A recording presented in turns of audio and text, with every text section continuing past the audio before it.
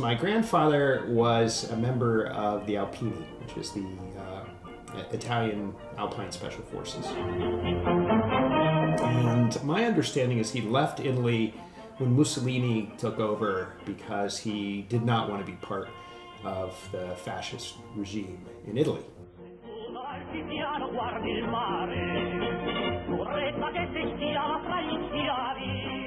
And he came to the United States and went through Ellis Island in New York and wound up, for some reason, in West Virginia. I think there was a very large Italian population there, and he wound up in West Virginia and started mining coal.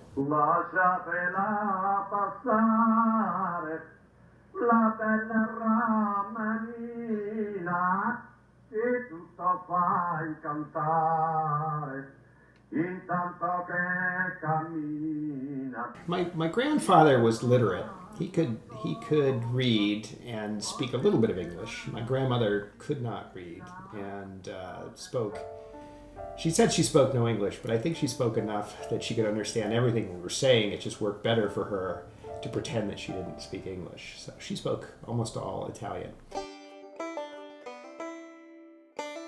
My mother was indeed a coal miner's daughter in every sense of the word.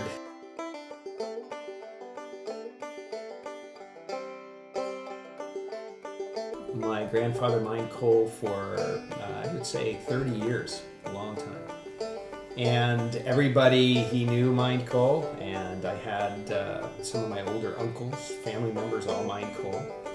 And every time there was a mine cave-in or disaster in West Virginia, we would know somebody who was in that cave-in.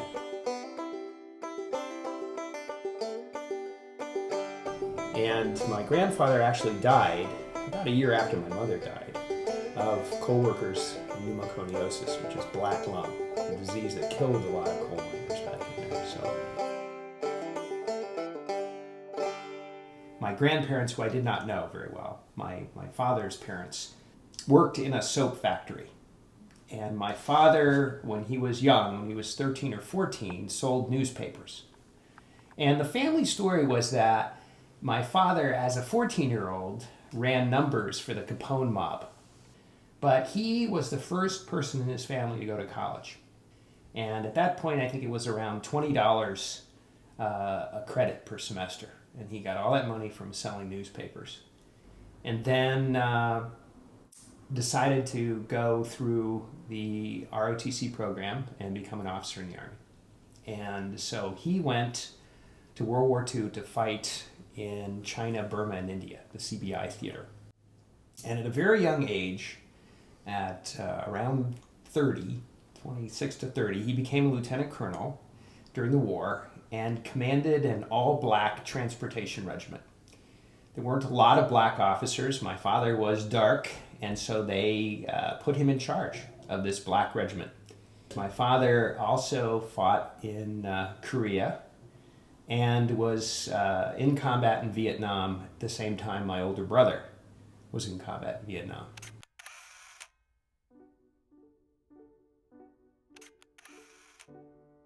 He was the smartest of the household.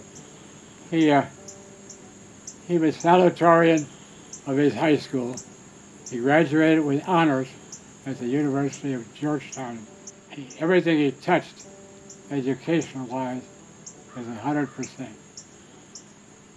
He currently is drawing a pension from the as a full colonel with a credit of 20 years service. His first wife left him and left my older brother when they were 5. So my father had to leave Korea to take care of my 5-year-old brother.